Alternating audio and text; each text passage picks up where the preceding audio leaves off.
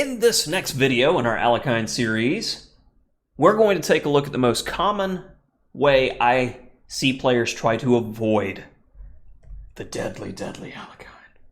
And that's with knight c3 on move 2.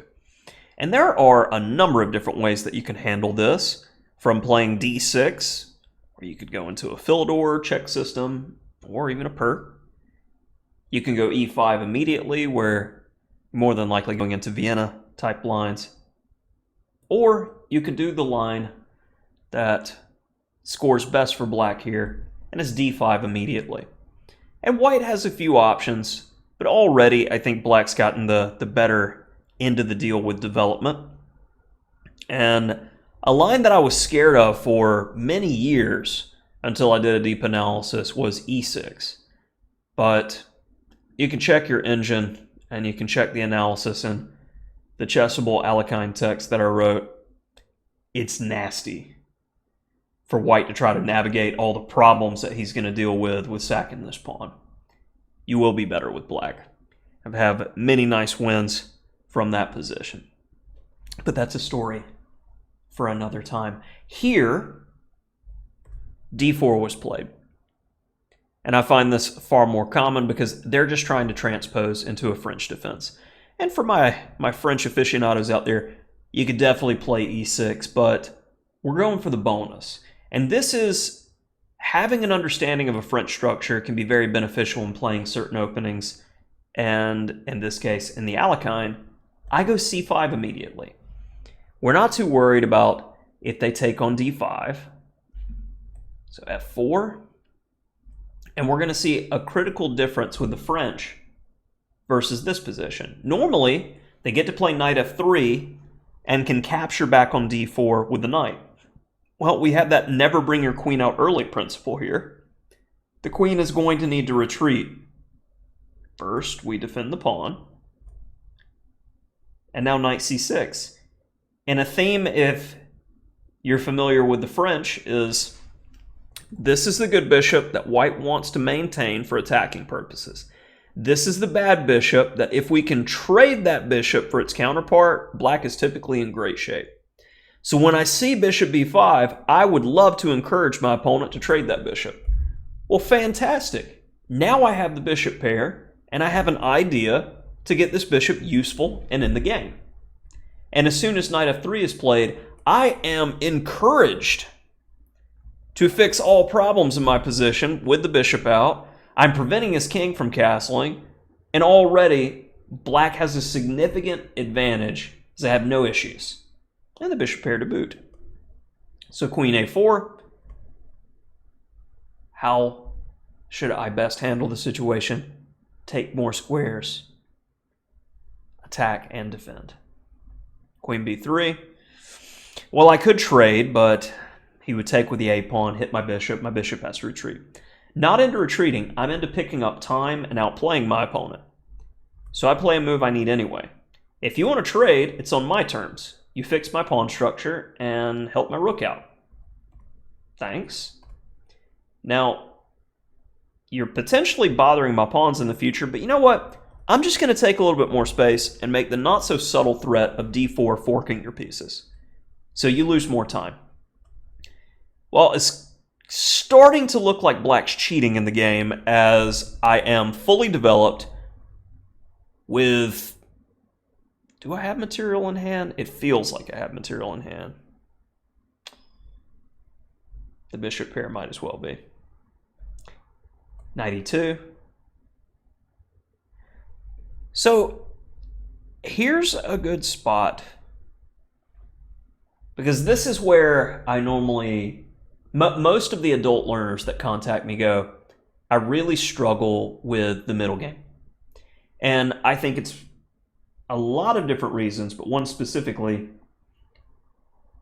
they will study so many different types of positions or different themes that you'll miss learning how to just improve a position.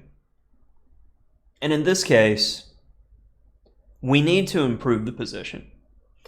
And a lot of players will look at a position like this and go, well, I need to force things. I'm going to play f6, and it's hitting, it's doing something. But to me, I look at it and I go, f6 is a move I can play anytime if I need to. But f6 makes a concession as it makes our e-pawn weaker. I'm not really in a situation where I have to do that. Well, what do we have that our opponent does not?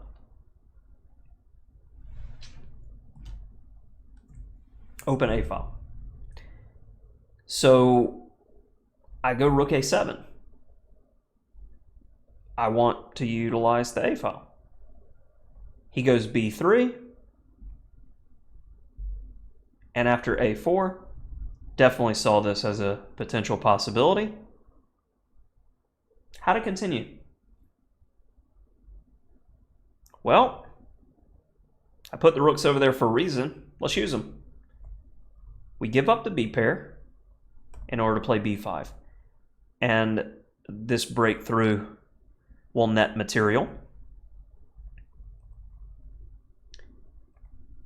Watch out for back rank issues. And also this type of idea. So I simply go rook a7. Now knight b3. You're hitting my c-pawn a bit. So let's go ahead and take time to be comfortable. Should we play g6 or h6, and why? Well, in this case, g6 would open up dark square holes around the king. Our opponent has a dark square bishop. So h6 is what I prefer, as there's no piece that can bother us on the light square diagonals that white has in his camp.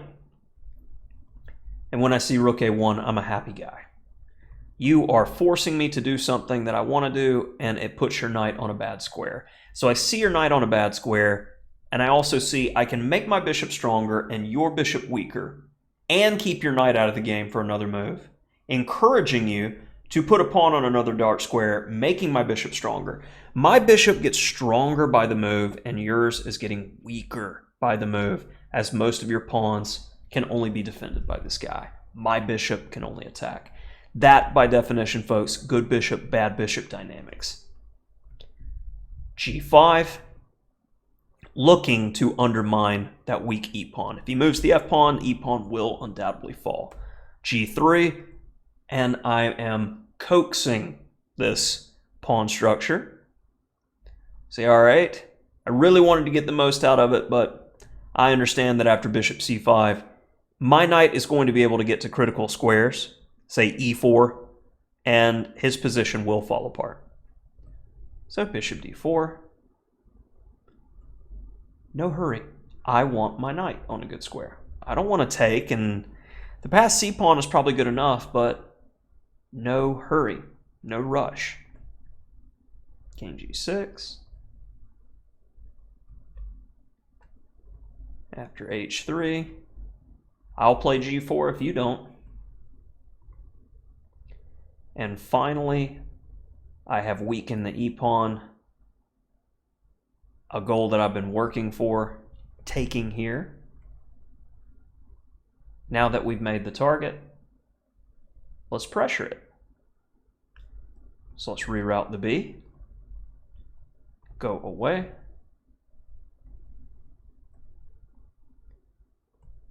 Little by little, we just do a little dance. Check. Now, this is a textbook good knight versus bad bishop position. The bishop is only a defensive piece. It's a pawn with a funny hat. Knight's going to do work here. Knight f8. So, be coming around the mountain. My opponent got in a hurry and was repeating moves